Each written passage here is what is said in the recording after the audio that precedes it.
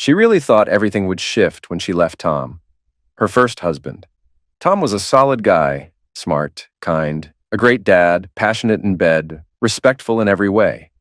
But somewhere along the line, he just turned dull. Not by choice, life just wore him down. 3 kids, mortgage, grocery bills, fixing the roof, cutting grass, PTA meetings, and his job, high school band director. That alone ate up nights and weekends, concerts, rehearsals, school trips, dances. For years, he was barely home, 25 years she gave him. She loved him through it all, from the wild, magnetic rocker with his electric guitar and tangled curls to the quiet man in slacks and a button-up, humming Brahms as he cleaned the gutters. Back when they met, he had a look, a presence. Cool without trying. Not trendy, timeless. Even in the fashion wasteland of the 70s, he stood out. Tom wasn't into disco or top 40 garbage. He lived for jazz and classical, with a soft spot for old-school rock. He dressed the same way he listened to music. Refined, but bold. He took care of himself. Ran every morning, lifted most nights. That first hug knocked the breath right out of her. Even years later, with her body a little softer and his hair a little grayer, his arms still made her feel small in the best way. And his face, God, she used to love his face. The way he blushed when she teased him, that thick, wavy hair. The sharp blue eyes that lit up when he talked about literally anything. Politics, religion, basketball. The man was fire in human form. She just knew he'd love with that same intensity, and he did. She first saw him playing lead guitar with his college orchestra at Springfest. He was electric, singing, playing, moving like the music ran through his veins. When he soloed, it was sensual, like he was dancing with the guitar. You could feel it in your chest. Everyone wanted him. She just wanted to say hi, but after the set, he vanished, swallowed up by fans, mostly women. She tried to get close, but the band always disappeared before she got the nerve. Now, years later, she took a sip of her rum and coke, letting the memory play out. Herb, her current boyfriend, gave her hand a squeeze, snapping her back. The waiter was staring, waiting on her order. She didn't need a menu. Monty's had always been her spot. She rattled off her usual. Herb started interrogating the waiter about every item on the menu, so she slipped back into her thoughts. Monty's was where she really met Tom. She was sitting at the bar alone. Friends had ditched her, sick of hearing about that guitar guy. She didn't even notice the man beside her until the bartender asked, "You guys playing tonight?" Tom answered, "Nah, just me." Doing a solo thing. She turned, and there he was. The real-life version of every fantasy she'd had for a year. "I'm Tom," he said. "I know," she blurted out. "I've wanted to meet you forever," he smiled. "Guess I've got a fan." She cringed. "Your biggest." Looking back, she winced at how cheesy it sounded. But he didn't seem to mind. They chatted like old friends, shared dinner, and he played a short set. Afterward, he walked her home, gave her a real kiss on the cheek, and called the next day. "Come hear me play Friday," he said. She melted. She already knew she loved him, just like that. "Lost in thought?" Herb chuckled across the table. She gave a soft laugh. "Just daydreaming." Herb was sweet, safe, a decent man, but he wasn't Tom. No one after the divorce ever came close. What Tom didn't tell her was that Friday's show wasn't with the band. He gave her a ticket, treated her to dessert, kissed her hand, and sent her on her way. She walked into Symphony Hall confused. This didn't feel like a rock show. Then he stepped out in a tux with a trumpet. And in that moment, she saw a new version of him. The performer she'd worshipped wasn't gone, just evolved. Now he stood center stage with a world-class orchestra, blowing the roof off the hall with pure skill and soul. From that night on, they were inseparable. He was finishing music school and working symphony gigs. She was studying to be a teacher. They spent more time in each other's beds than their classrooms. By year's end, they were married. "How's the fish?" Herb asked, pulling her out of the past once more. She smiled, pushing the memory away. "It's perfect." She really needed to stop thinking about Tom. It wasn't fair to Herb. They'd been divorced 6 months already. Time to move forward. That had been the whole point. Leaving Tom, trying to feel something again. Something exciting. Something alive.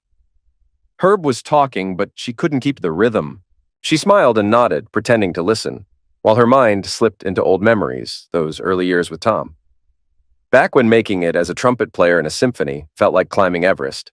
He nailed a few auditions, sure, but They were temp gigs, nothing permanent. So every season he was back at square one, reapplying, trying to stay afloat. The first 6 years of their marriage were just gig after gig, barely scraping by. 3 of those years, he was basically unemployed. She tried to steer him toward something steadier, and in year 7, he caved, took a job teaching high school music. It paid all right, decent health insurance. He still played guitar in clubs on the weekends, still did trumpet gigs when he could. But slowly music became less about art and more about income. Their daughter came during his 2nd year teaching. That changed everything. She wanted him home more, so he gave up the band. Then the trumpet gigs. Eventually, he just didn't have the time or lips for symphony work anymore. His tux stayed sealed in plastic. His stylish clothes got replaced by cheap suits she picked out during back-to-school sales. He sold the van, bought a fuel-saver hatchback. Never complained. He did what he had to. For her, for the baby. Then came the 2 boys. With 3 kids, they moved to a small house out in the suburbs. She wanted the whole postcard image, white picket fence and all. He worked his A off, built that school orchestra into one of the best in the state, still ran, though now more for stress than fitness. Played his acoustic guitar late at night, quietly. His electric stuff? Stored away in the basement next to that unused tuxedo. The dream they chased became a routine they couldn't escape. She looked down at her plate, half smiling. Herb was sweet, but she kept thinking of Tom. Tom, who carried all the bags on beach trips. Tom, who always opened doors, who always held her hand. He'd been right there beside her through every birth, every scare. Never flinched, never missed a moment. Tom, who'd rather spend 3 hours cooking some ridiculous over-the-top dinner than just throw burgers on the grill. She chuckled quietly. Who cooks like that? She muttered. He gave up skiing because she said it was too expensive with kids growing out of boots every year. Gave up new clothes so she and the kids could have nice ones. No wonder his wardrobe looked tired. No wonder he started to blend in. She pushed her food around the plate, smiling now and then so Herb wouldn't catch on. Across the room, the orchestra was tuning up. She already knew Herb would want to dance all night. Funny. Tom loved dancing too. Even took lessons with her before their cruise, just so they could dance together on the ship. She loved that. Then the next summer, she hurt her leg, and when he still wanted to keep dancing, she felt annoyed. He was disappointed she stopped going, and it lingered. The kids got older. Schedules filled with practices, rehearsals, recitals. He became the designated driver. She ran the house like a general. By the time the kids were in middle school, she needed more. She joined a book club, a bridge group, started volunteering. Then she started dating. Writers, lawyers, doctors, even one of her bridge partner's husbands. Compared to Tom, they all seemed more exciting. Tom, the tired-looking band teacher in his faded blazer. Somewhere along the line, she stopped looking at him the same way. The Zex faded. She knew he noticed. She felt guilty, but not enough to stop. She wanted more than bake sales and carpool. The drift was slow, but steady. The kids moved out. They still lived under the same roof, but it wasn't a marriage anymore. She stopped wondering where he went in the mornings. Didn't ask, didn't care. He was home every night like clockwork, still quietly dependable, still doing everything. But the magic was gone. And the world outside? So full of handsome, interesting men. Men who looked at her like she was still something special. She didn't cheat. She took pride in that. But she also knew she'd stopped being a wife. Tom spent his time teaching, tinkering in the basement, or off on those quiet morning escapes. When she finally told him she wanted out, he didn't fight her. I just need more, she said. This life, it's too dull. She was done with the fence, done with the minivan, done with his job, his suits, his patience. And he let her go. Told her he wanted her to be happy, even if it wasn't with him. He gave her the house, kept his pension. She made enough to skip child support. He took only his clothes and the old family furniture. She knew he had every right to the jewelry, but it still broke her heart to give it back. The ring he gave her for their 15th, designed to match her wedding band. It had his grandmother's diamonds. He'd bought the wedding rings with money from his grandfather's will. When he asked for them, she cried. But she returned them all. Nothing really changed after that. Except he wasn't there anymore. The house felt hollow without him, and without the kids. But over time, she got used to it. She moved her bed into the downstairs office and basically stopped going upstairs.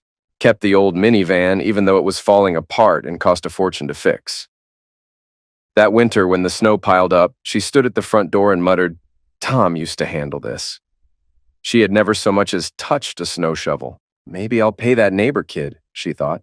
She reminded herself to hire someone for the lawn in summer. She started dating again. Dan took her skiing. Big mistake. He sucked. And the entire time she was on that mountain, all she could think about was Tom. How he used to teach her to ski. How graceful he looked, flying down the steepest slopes like it was nothing. She sighed. That guy over there, bombing down the hill, moved just like him. And there she was, stuck at the bottom, waiting on George to dig himself out of a snowbank. Then she spotted the guy again later, loading skis into a shiny new SUV. It could have been Tom. She never caught up to him. George was another one. Took her to the symphony. Dinner was nice. Conversation was decent. "I'm a huge fan of late romantic composers," he said, trying to impress her. "They really stretched the limits of what music could express." Then he added, "Tonight's piece has offstage brass, set up in different corners of the concert hall. It's going to be epic." And sure, dinner was tasty. The music was stunning. She actually started to think George might be worth another shot, until halfway through the second movement, the guy passed out cold in his seat, snored so loud the usher came over and kicked them both out. Now she was sitting in a coffee shop next door, George sipping an espresso called "Wake Me Up to Take Me Home" while she flipped through the concert program she'd missed. Then she saw it, Tom's name. He was one of the offstage trumpet players. She realized with a jolt that was him, outside. He'd walked right by her just minutes ago, and damn, he looked sharp in a tux. "Want to dance?" Herb asked, guiding her back to their table. "Sure, Herbie," she said with a fake smile. "Let's dance." "Sorry, I've been kinda out of it tonight." "Dance is what you need," he grinned. So they danced, but her mind drifted again, this time to Alan, her coworker. He'd been trying to cook her dinner for weeks. She finally said yes.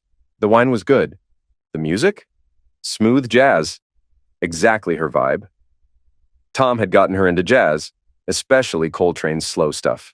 He used to talk about it like it was holy scripture, or just hold her hand and let the music speak for itself.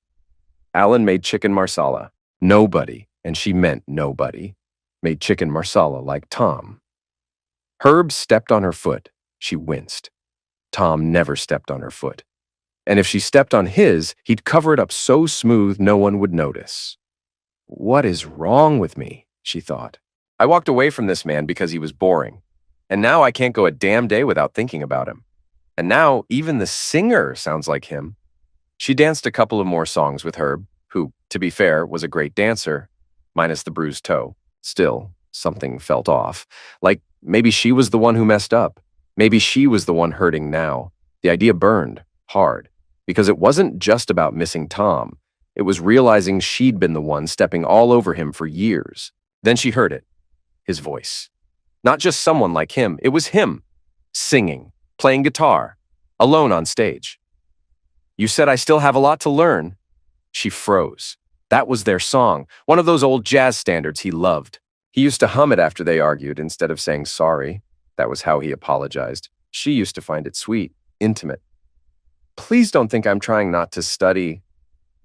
Her stomach dropped. She knew that sound. The chords, the phrasing. That was his sound. His hands on guitar strings, his voice soft but steady. "Since this is an ideal place to learn, teach me today." It was Tom. She hadn't even noticed him take the stage. Her fork still hovered in midair. Slowly, she turned around. Her eyes locked on him. He looked good. Crisp white button-down, forest green tee underneath, worn-in jeans, olive corduroy jacket. Effortlessly stylish. That man could make jeans look like a tux, and if he was in a tux, game over. He'd been running again, clearly. His body looked strong, lean and solid, just like the day he first hugged her and made her legs turn to jelly. That same electricity pulsed from him now. "Help me find the secrets of love. God," she thought. "Come home to Mama. I've still got so many secrets left to share." She didn't realize how much she missed him until that exact second, and she'd never wanted anyone more in her life. "Teach me today." She didn't hear Herb talking. didn't feel his tap on her shoulder. She didn't care. Her eyes were locked on Tom, her ex-husband, up there singing their song. Gorgeous lyrics, gorgeous voice, gorgeous man. It all came rushing back. The sky is a chalkboard above you. Tears filled her eyes. She had spent years mocking his job, forgetting how much he gave. He wasn't just a teacher. He was an artist, a leader, a father, a husband who gave everything he had. His students adored him. Her family adored him. She had once adored him. She dressed him in cheap suits while buying designer bags for herself, made him shrink while she shined. What a damn fool I was. If a shooting star flies past, the orchestra joined in. A swell of soft strings wrapped around his voice like a memory you didn't know you were still holding. Now she was crying. I'd use that star to write, I love you in the sky. 1,000 times. She felt a quiet movement behind her, Herb shifting in his seat. When she turned, he was already standing, slipping into his coat with that familiar quiet grace. No anger, no scene. He placed a folded $100 bill beside his wine glass and leaned in close, his breath warm on her cheek. I hope you find what you're looking for, he said softly. Maybe you can still get him back. Then he turned and walked out. She didn't follow. She couldn't. Her eyes were already drifting back to the stage, just in time to catch the lyric that always made her heart skip. Why does the teacher stand so close to the one I love? It hit her like a gut punch, a lyric she'd heard 100 times before, but never like this. Not live, not like that. She wasn't the only one moved. Every woman in the room was watching Tom like he was some rare, sacred thing. Their eyes weren't just admiring, they were hungry. A collective ache echoed silently from the rows of cocktail dresses and glossy lips. She'd seen that expression before, back in the smoky bars and college stages where he used to play. That look of desire that followed him wherever he went. And right now, she felt it too. It was primal, unfiltered, and crawling under her skin. Graduation's almost here, my love. That note, that effortless golden arc in his voice. It wasn't just beautiful, it was dangerous. It pulled something deep from her. Something raw and half-forgotten. She could barely breathe through the swell of heat and grief. She shifted in her seat, clenched her fists under the table. Something sharp and bitter started to burn behind her eyes. Who the hell do these women think they're looking at?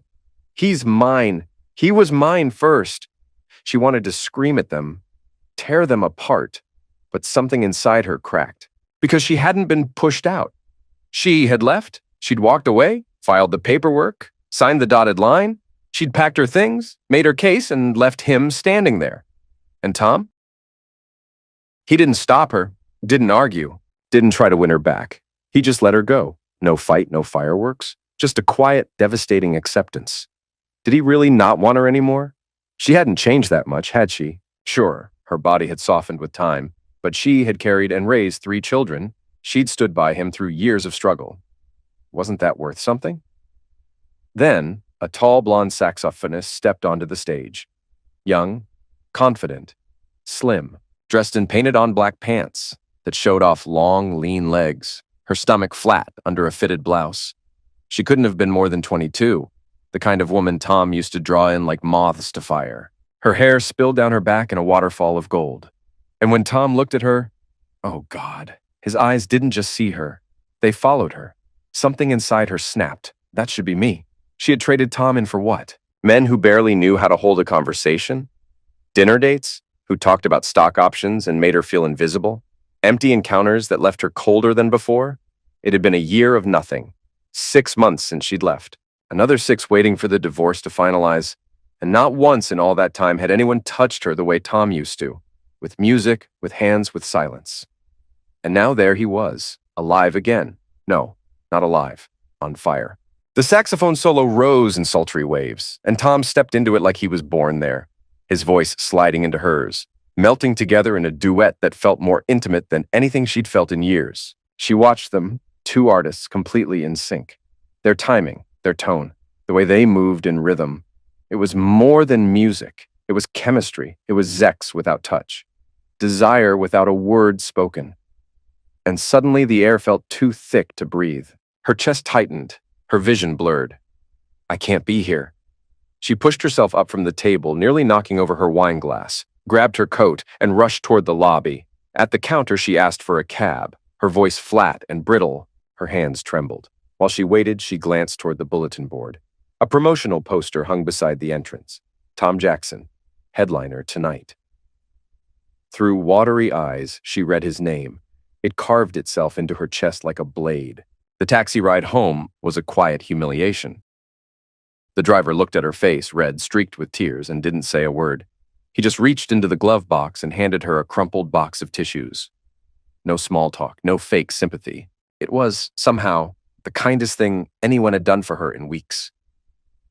The house greeted her with a silence that felt suffocating. Rooms that once echoed with laughter, chaos, love, now hollow. She climbed the stairs like she was carrying the weight of the whole year on her back. Upstairs, she wandered room to room, touching forgotten toys, old blankets, dusty books the kids had once devoured. Despite her obsessive cleaning, everything smelled stale, untouched, as if the past had moved out and the future never moved in. The master bedroom was the worst. She sat on the edge of the bed and stared into the closet. Empty shelves, bare hangers, nothing left of him. But she could see it, like a ghost. Tuxedos lined up, dress shirts pressed to perfection, guitars leaning against an amp humming quietly into the night. She walked to the dresser and picked up one of his old cologne bottles. The label was peeling, the glass nearly dry.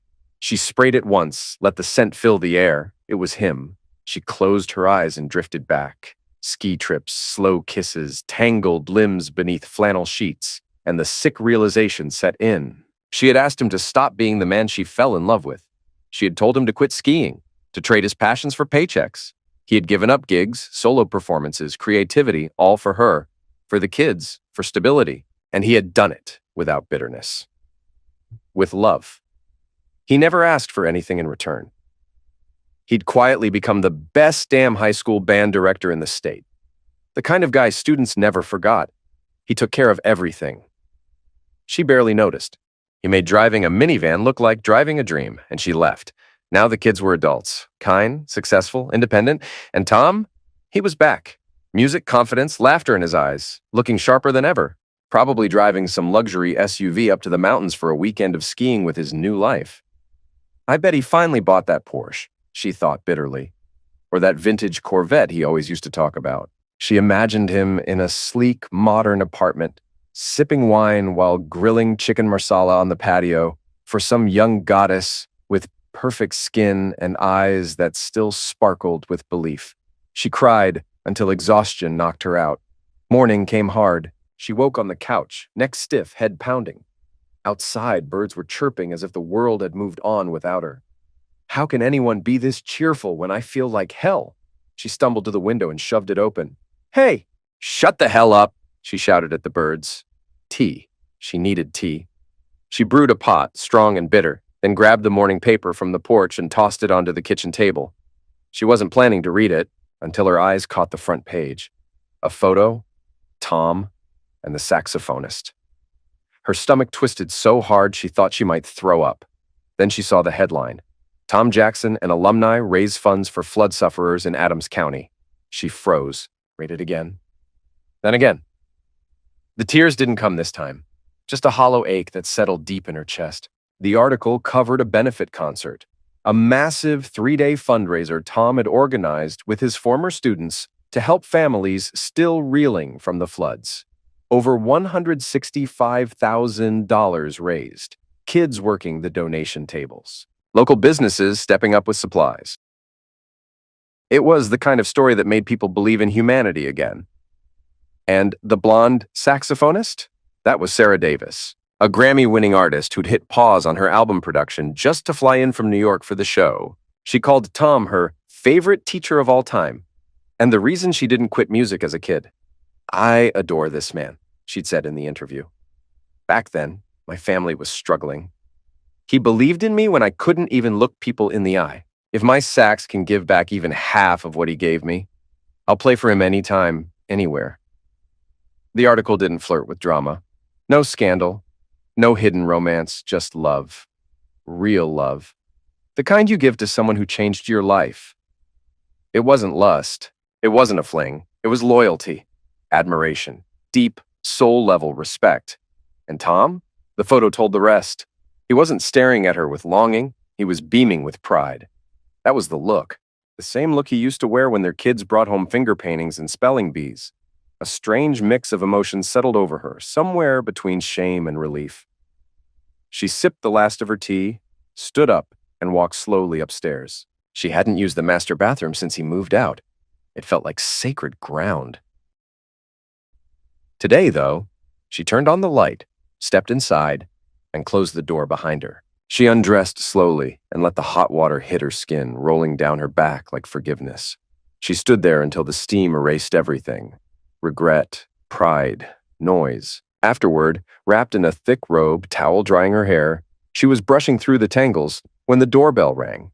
She padded downstairs barefoot, opened the door, and froze. Tom stood there. "Hey," he said gently. Calm, steady. He looked good. Jeans, soft button-down, brown leather jacket. The scent hit her immediately. Familiar cologne mixed with worn leather and cool air. It was the same cologne she'd sprayed last night, desperate to feel close to him. "Hi, Tom," she whispered, trying not to shake. "I was just getting dressed. Do you want to come in?" He nodded. "Yeah, thank you." She stepped aside. He walked past her into the foyer like he still knew where everything was, like time had just taken a break. "I saw you," he said, "last night at the show, and then I saw you leave." His voice softened. "You looked upset. Are you all right?" She gave a small nod. But her face told the truth. He always knew her face. "Was it Herb?" Tom asked, stepping closer. "I saw him leave early. Looked like he tossed money on the table and walked out." He hesitated. "I know it's not really my place, but I still care about you, and if he hurt you, I swear." Her eyes welled. He misread it. His tone sharpened. "If he did something, if he touched you, or said anything cruel, I swear to God I'll—" "Tom," she interrupted, voice trembling. "You don't deserve that." He pushed forward, jaw clenched. "You deserve peace. You deserve better than some guy who—" "It wasn't Herb," she said softly, stopping him cold. The air shifted, and then suddenly, quietly, he said it. "I still love you." The room spun. That sentence hit like thunder. Everything inside her stopped. He took a breath, slowed. "I'm sorry," he said. "I know it's messy, but I never stopped loving you, even after everything." She managed to breathe again. "Herb's harmless," she said gently. "He's always been respectful. I think he knows I'm not really into it, but he keeps showing up, hoping I'll change my mind." Tom gave a lopsided smile. "The ocean's full of fish?" "Yeah," she said, "but I keep throwing them back." That made him laugh, really laugh. For a second, it felt like no time had passed. "I've been there," he said, smirking. Her smile faded, worried. "Tom, I didn't mean it like that. You're not a fish I threw back. I didn't mean, God, you look great, you really do. And the song last night, it wrecked me. In a good way." He shrugged, little shy. "I didn't know you'd be there. I probably wouldn't have invited Sarah if I had. That was awkward." "No," she said quickly. "Don't say that. It was beautiful. That song, it brought back so much. It was everything." He looked at her. Quietly, he said, "You wasted a lot of time." "I did," she whispered. "Guilty as charged." "No," he said. "It gave us memories, and it gave me time to forgive and feel and remember why I loved you in the first place." There was a pause. She looked him in the eyes. "Do you remember why I left?" He nodded. "Yeah, you said I was boring, safe, predictable, minivan guy." "No," she said, "you weren't boring. I made you boring. I asked you to put down your guitar, to hang up your tux. I pushed you out of the concert halls and into a public school classroom. And you did it. For me. For the kids. For the life I said I wanted." Her voice cracked. "And after all that, I had the audacity to tell you I was bored."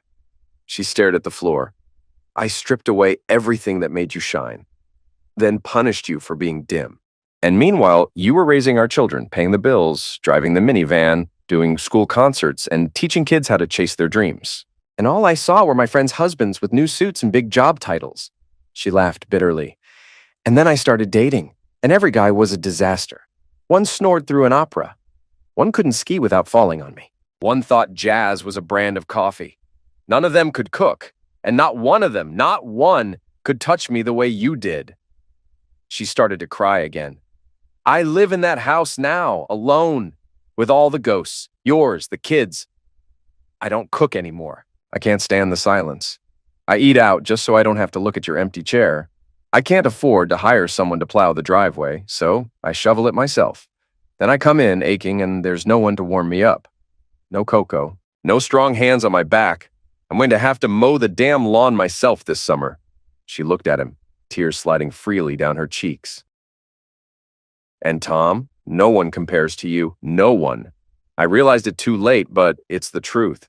You walked out of my life quietly, and now I sit there every night trying to breathe in the cologne you left behind. And then, last night, you came back. You walked into that room like the man I first fell for, music in your soul, trumpet in your hand, magic in your voice. Her voice broke completely now. You don't owe me anything. You have every right to be done with me. But if you have even a sliver of love left, if you're still that man, I'm begging you, come home. Be my boring husband again. Bore me forever. She stepped forward, barely breathing. I was wrong to walk out. I was wrong to look away. Please, Tom, just say something. Tom lifted his hand gently, signaling her to stop. Hey, this is a lot, he said softly. I wasn't expecting any of this today, but the truth? He paused, voice tight with something halfway between pain and hope. I never stopped loving you. That's the part that never changed. He glanced away, then back. I waited, for months. I kept hoping you'd call, that we'd sit down, talk it through. But you left everything to the lawyers. You never even looked me in the eye and said goodbye. Still, I always had a feeling you'd come back one day. You really waited for me? She asked, barely believing it. He nodded. Yeah, I told myself that once the kids were grown, once they were steady on their feet, I'd finally go back to what mattered. Not the job, not the noise, but the things I loved. Raising our family. That was the best thing I ever did. Nothing glamorous, just real. Then he gave her that familiar half smile. Now it's my turn to breathe a little, retired from the school. No more PTA meetings or late-night lesson plans, and honestly, I don't feel old. I feel alive again. I've been skiing a lot this winter. Took a trip to the Alps over Christmas. Her breath caught. The Alps. That had always been her dream vacation, the one they never managed to take together. He continued casually, like he didn't just blow her mind. I picked up a new SUV, makes getting to the slopes easier. Even got a mountain condo in Stowe, she blinked. You bought a place in Stowe? Yep, he said, grinning. And I figured the SUV would also help in the summer. Yacht season. Wait, yacht? Relax, he laughed. It's not a mega yacht. Just a modest one. But the condo has its own slip, so I can see it right from my living room. Her jaw dropped. He looked at her knowingly. You always loved the water. I never forgot. She was speechless. And hey, come visit sometime, he said, tone light. Big kitchen, open living room, bay view. 3 bedrooms upstairs, one with a terrace. Top unit, so I can play trumpet at midnight and no one complains. Garage fits the SUV in my car. She narrowed her eyes. Let me guess. You finally bought the Porsche. Tom chuckled. Guilty! Couldn't resist. But I also picked up a little hybrid for everyday driving. Keep the Porsche for fun. Oh, and I may have picked up an antique or two. Cars? He nodded. Remember I used to say I wanted a car as old as me? I found it. You drove it here? Sure did. Want to take a ride? We could head up the coast, find lunch somewhere quiet? She didn't hesitate. Yeah, I'd really like that. They walked outside, and there it was. A '59 Corvette, candy apple red, white leather interior gleaming like it was built yesterday. The kind of car that made people stare, and he opened the door for her like they hadn't missed a beat. He treated her like nothing had changed, like there hadn't been years of silence between them. He listened, really listened, spoke gently, with no anger, no edge. They found a cozy little seafood place by the docks, ate out on the deck in the sun. He ordered chowder and swordfish, just like he always used to. Same confidence, same warmth. Still the same Tom, somehow more alive than ever. How did I ever think this man was boring, she wondered. After lunch, they drove to a park they used to hike in, walked the old logging road, the one with the overlook where the trees opened to reveal the wide blue stretch of Long Island Sound. The wind picked up and rustled the leaves, and she remembered how she used to love this place, because he had made it feel special. She looked at him, and she couldn't, for the life of her, remember why she'd ever left. He talked about his students, about the symphony, about the songs he'd written that were now being recorded by rising stars. He told her he'd used some of those music advances to pay off their debt before the divorce was finalized. She didn't know that. He'd never said a word. They talked until the sky darkened and the moon came out, and by the time they made it back to her house, she knew. She wanted him back, no doubt, no hesitation. He came inside for coffee. And for the first time in years, she made it for him. They sat at the kitchen table, mugs in hand, but she couldn't hold it in anymore. Everything spilled out, raw, real, fast. She told him how the breakup had wrecked her, how she'd spent every night trying to remember the sound of his laugh, how she never stopped loving him, but had been too proud to admit it until now. "I haven't had a real relationship since," she said. "Not one. No Zex. Barely even kissed anyone. I didn't want anyone else. They weren't you." Tom raised an eyebrow. "Why are you telling me that?" "Because I want you to know I'm still yours. I never gave myself to anyone else. I couldn't. I didn't want to." He exhaled slowly. "Okay, but if that matters to you, yeah, then you might not want me anymore." She stared at him. "What do you mean?" He met her gaze. "I did wait for you. But once the divorce was final, I stopped waiting physically. I wasn't going to lie in bed alone every night hoping you'd call. I never cheated, but after it was over, yeah, I started dating. I started living again." He didn't flinch, just laid it out calmly. "It was lonely. The silence sucked. I was craving closeness, real connection. And after years of being a husband and a dad and a teacher, I had this sudden freedom. And women noticed, at the gym, at school, at shows. And once I took off that ring, it was like a signal." He leaned back, looking at her kindly. "At first I thought it was just flirting. But then it wasn't. There were dinners, invites, parties. Some women made the first move. Some didn't even ask." He let the words settle. "I didn't rush into anything serious. Still haven't. But I didn't spend the last year alone. And I'm not going to pretend I did." She didn't say anything. He gave her time. "I wasn't looking to fall in love again. I wasn't over you," he added quietly. "But I was done being miserable. I told myself that when you were ready, if you ever were, I'd be ready to talk. And here we are." She looked down and didn't say a word. She understood, and it stung like hell. She was the one who let him go. She had no right to feel betrayed, but still, a part of her had believed deep down that Tom would always be there, quietly waiting, still hers. That even after the lawyers, after the papers, after the slammed doors and silent nights, he'd still be her man in the end. But here he was, standing tall, rebuilt and renewed, living a life she hadn't imagined. And she realized something brutal. He wasn't waiting anymore. He'd taken his freedom and used it, fully. The man who used to be hers had stepped into a world she'd never let him explore while they were together. He had gone beyond her boundaries, and she had handed him the key. And something else hit her. Being with someone new doesn't always mean it's better. Sometimes it's just different. And different is exciting. Tom had tasted that excitement, and he hadn't hated it. She looked up at him, eyes clouded. "How can you possibly still be excited about being with me again?" He didn't flinch. His tone was calm, almost too calm. "Look," he said, "I'm not going to lie or sugarcoat anything.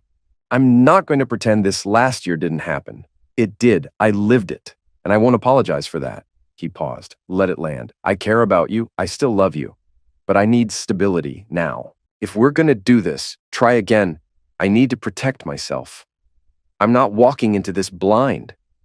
His voice lowered, steady but firm. "You cleaned me out during the divorce. I had to start from scratch. I was lucky to rebuild, to get my footing again. But if we ever split up a second time, I'm not risking everything, not again." He looked her dead in the eyes. "That's the cost of you leaving the first time." She didn't respond. Couldn't. Her throat tightened, her chest ached. He stepped forward and kissed her softly on the forehead. Then he turned and walked out, each step echoing like a closing door. "I'll call you next weekend," he said, his back to her. "But just so you know, don't be surprised if you hear I've gone on a date. I'm not putting my life on pause anymore unless this becomes something real." And then he was gone. She stood there, rooted to the spot, heart in pieces. It wasn't just that she'd let him go. He had let her go too. She had walked away from a marriage that had been full of depth and devotion. For what? A little excitement? A glimpse of something new? And now here she was, fighting for the only man who had ever really known her. He called the next day. "Dinner on Saturday?" he asked. Like it was nothing, she said yes, then spent the entire week unraveling inside. Her thoughts spun out like a movie reel. Who is he seeing? Is she younger, prettier, more fun? She scrolled through memories like a detective, desperate to find the moment when she started losing him. He had been honest, not cruel, just real. She had walked away, convinced she needed more. Meanwhile, he'd been quietly becoming the kind of man every woman noticed. A man with presence, options, and she knew one thing for certain. She would do anything to win him back. Friday night, she went to happy hour with her coworkers. By now, word had spread. Everyone knew she was trying to get Tom back, and the usual crew of 3 had grown into a table full of supportive, wine-fueled women. They dissected everything. What she should wear, how she should act, what she should definitely not say. They buzzed with energy, spilling gossip and pouring confidence into her cup like a refill she didn't know she needed. "You've already got him," one friend declared. "He called you, didn't he? That's half the battle." They debated outfits, argued over shoes, discussed lipsticks like generals planning a war. But as the wine flowed, so did the truth. They talked about sex, chemistry, that magnetic thing that some couples just have. And for the first time, a voice inside her asked, "Why didn't he leave me first?"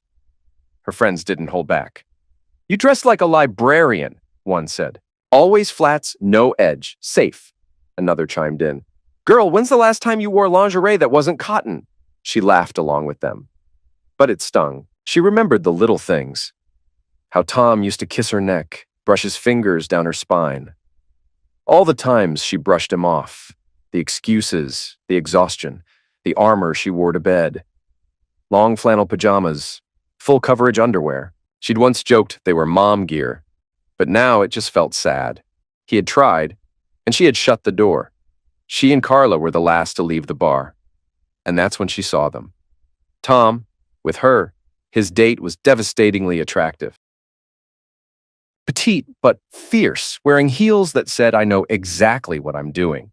Long legs, confident posture, a curve-hugging skirt, perfect posture, effortless heat. She was a walking headline, and suddenly, all the little memories turned sharp. Every time her daughter had teased her for wearing grandma underwear. Every time Tom had reached for her and she'd rolled away. She looked down at her own reflection in the bar's dark window. Baggy sweater, safe flats, faded jeans. She'd stopped trying a long time ago, and the guilt hit hard and fast. Tears welled, spilled. Carla wrapped an arm around her before she could fall apart completely. Through broken sobs, she confessed everything. How she'd taken him for granted. How she never thought he'd really move on. How now she wasn't sure she could ever compete with the woman she used to be. Carla held her tighter. "Breathe," she whispered. "It's okay." But then Tom hit the dance floor, spinning his date around like he was 25 again, confident, effortless, that rhythm she used to love, that smile she used to live for. Her breath hitched. "Carla," she whispered, "I'm a B-movie, and he's starring in blockbusters now." Carla didn't even blink. "No, honey. Tomorrow at 9 a.m. You're mine. We're rewriting this entire damn script, and by tomorrow night, you'll be the Oscar-winning comeback of the year." Carla kept her promise. By 9 a.m., she had her in the salon, hair deep-conditioned, cut, and blown out to soft, glossy waves, every inch of skin exfoliated, lotioned, loved, brows shaped, nails painted in a sharp, elegant red. Lunch was served in a boutique dressing room where Carla picked out dresses like a stylist prepping a movie star. They returned home for the final step, Carla's masterclass. She brought out an ice cream cone, then a lollipop, then a banana. "Girl," she said, holding up the fruit like a microphone, "we're about to upgrade every part of you." She rolled her eyes and laughed, but followed every instruction, because tonight wasn't about looking good. It was about getting him back. And she wasn't walking in like a B movie. She was walking in like a woman who finally understood what she'd lost and exactly how to reclaim it. When Tom arrived, he reached for the handle, but paused, eyes catching a handwritten note taped to the front door. "Come on in." He raised an eyebrow, smiled to himself. From upstairs, her voice called down, light and casual. "Snacks are on the table!" She had, in her words, stacked the deck. She knew exactly what he liked: iced shrimp cocktail, his favorite Belgian beer chilled and waiting in a silver bucket. Simple, specific, intentional. Truth was, she wasn't as calm as she sounded. When she saw his car pull up, she'd bolted upstairs in a panic. It was all theater, an attempt to appear breezy, unbothered, composed. But let's be real. It felt like prom night. When she came down, she knew he noticed her. The little black dress fit just right, fitted but not tight. A little cleavage, a hem that flirted with the top of her knee, just enough to say, "I'm here," not, "I'm trying too hard." Around her neck, the pearls he'd bought her last Christmas. The matching earrings were an old anniversary gift. Her heels?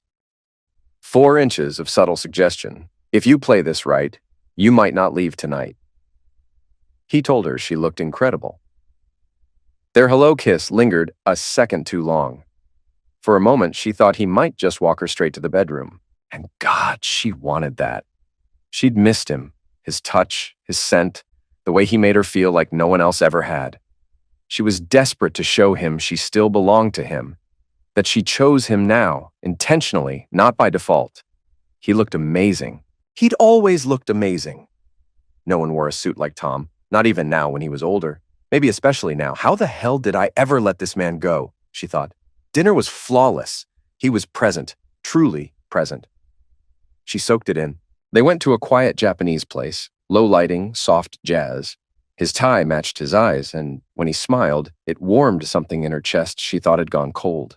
Afterward, they slipped into a tiny jazz club where everyone seemed to know his name. He got pulled on stage for a couple of songs, and when he played, eyes locked on her, fingers smooth on the horn, it was like he was speaking to her body in a language only they knew. He was making love to her with music. Later, back at her porch, he kissed her again. Slower this time. She couldn't let him walk away. "Come in for coffee?" she asked. He smirked. "You know your coffee's barely drinkable, right?" She leaned in. "Yeah, but I make a hell of a breakfast." Another kiss. He stayed. The food was good. The night was better. She made sure he knew. She wasn't a consolation prize. She wasn't background noise. She wasn't the ex who faded into the past. She knew him better than anyone else ever could. She remembered what he liked, what she used to deny, what he'd silently wished for over the years. This time she gave him everything. No hesitation, no fear, just truth. She used every tool Carla had drilled into her. She touched him like a woman who'd memorized his map. She didn't hold back. She led. He followed. Then he led, and she followed. Over and over again. Morning blurred into afternoon. When he eventually sat at the edge of the bed, pulling on his socks, she reached for his hand. "I need to say something," she said quietly. He looked at her, not speaking. "I took the coward's way out," she said. "Instead of trying to fix things, I walked. Instead of bringing fire back into our marriage, I blamed the cold, and I was wrong." She swallowed hard. "No one compares to you. I tried to convince myself I needed more, but all I really needed was to wake up." Tears hovered. "There were moments I thought about sleeping with someone else. I thought maybe it'd give me some kind of power, but I couldn't go through with it. I didn't want them. I only wanted us. I never stopped loving you." She met his eyes. "Tom, if tonight was the last time I ever see you, I'll still remember it as the best night of my life, the night you came back. If you ever need dinner, a dance, a getaway, or just a wild night where I love you until you can't think, I'm here. Occasionally, regularly, or forever." He stayed quiet. She steadied herself. "I'm offering, not begging. This is your call. Take what you want from me, as much or as little as you can handle." He raised an eyebrow. "As much as I want." "Yes," she whispered. "And what if I don't want anything? Then I'll take the loss. I made this bed. I'll lie in it. What if I want it all? Then I'll make you happy every single day. I'll earn it. And what if it's somewhere in between?" She gave a sad smile. "Then I'll take that too. If I have to share you, I will. I won't like it. I'll be jealous. But you'll never see it. I had your heart, and I let it go. He nodded slowly. This isn't easy. I need space, but you'll be seeing more of me. She wrapped her arms around him. Her tears finally fell, but they were warm, grateful. Even if he didn't come back all the way, she'd still have a seat at his table. He called that evening. Dinner in 3 weeks, he said. A couple lunch dates before then. Things are a little hectic right now. The lunch dates were better than she imagined. 7 in total. 7 hours of laughter, flirtation, real connection. She didn't tell the kids. Not yet. The night of the big dinner came fast. Dress casual, he told her. I'm cooking. When she stepped into his apartment, the first thing she saw stopped her cold. The dining table, set for 6, just like old times. And as always, Tom had cleared the rest of the space afterward. Spotless, simple, comfortable, home. Exactly the way he used to do it for family dinners. Exactly the way he used to do it for her. Even after the kids moved out, Tom never stopped setting the dinner table for all of them. Every evening, he placed the cutlery just so, made sure each seat had a napkin, and acted like it was still a full house. He even set a spot for Tommy's fiancée, as if she'd already been folded into the family long ago. His ex-wife couldn't help but tease him. You're still setting the table for all of them? She laughed. Even for little Tommy's fiancée? Then her voice softened. Did you ever save a place for me? Before Tom could answer, the patio door slid open and in walked their son, 6'4", definitely not little anymore, with Julia at his side. Yes, Mom, Tommy said, answering for his dad. He always did, even when you weren't around. We made fun of him for it, but he wouldn't budge. Said, this is our family table. There's always a seat for your mother. Julia chuckled, trying to lighten the mood. So, if I leave him for a better guy, do I still get to eat here? Nope, came the blunt voice of James, the youngest. You gotta earn it. You want a seat, give us a grandson. Otherwise, either have a baby or become a widow. Tommy played along. Huh, a child or a widow? Tough choice. With a grin, he scooped Julia up and tossed her over his shoulder. She shrieked and kicked, laughing the whole way toward the stairs. They didn't get far. Drama ran in the family. Their daughter was already halfway down the staircase, arms flung wide. Hey, the whole gang's here. Their mother just shook her head. I love you all, really. But your dad and I had plans tonight, a date. What am I supposed to do with all of you here? Stealing his attention. Tom gave her a look, the kind that always meant trouble. You'll find out after dinner. They never made it to the formal place settings. Tom led everyone outside to the patio where he'd already fired up the grill. The air was warm, the wine was flowing, and the conversation came easy. They laughed like they used to, like the time apart had never happened. After dessert and coffee, Tom stood at the head of the table. I actually called this dinner for a reason, he said. Julia began to rise. Oh, I didn't mean to, he waved her off. You're sitting at the table. That means you're part of this. Then he looked at the kids. This past year was rough, he said. And it's not over, but it feels like time to stop waiting for things to go back. They won't. So, I want you all here for this.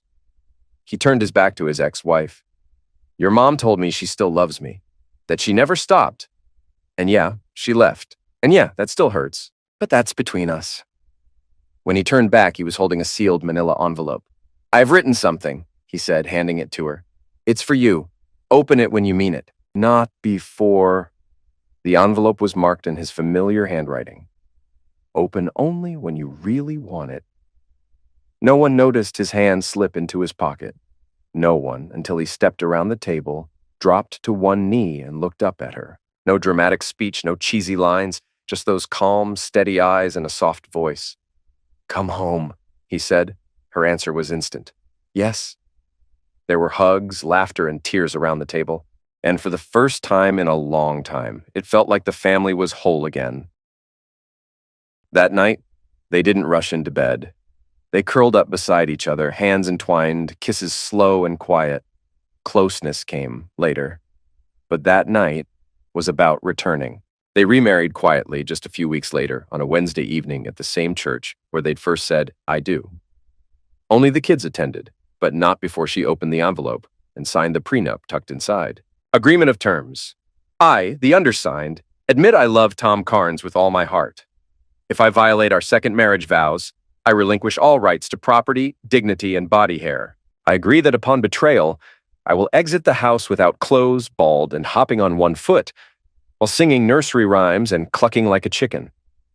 I also agree to notify the local media and arrange live coverage of said exit. I acknowledge that this will never happen, which is exactly why I'm signing it. Because now, I understand what "till death do us part" really means. She wore white. Not for innocence, but because it felt like a clean page. A reset. He wore a new suit. Of course, he looked annoyingly incredible in it. She laughed, reading the contract. "This man," she said, signing it, "still knows how to land a punchline." "Do you promise?" he asked. "I promise." "Do you?" she asked back. "I do." And then they kissed. As for the honeymoon, that part stays off the record. But if anyone had seen it, they'd have believed in second chances too.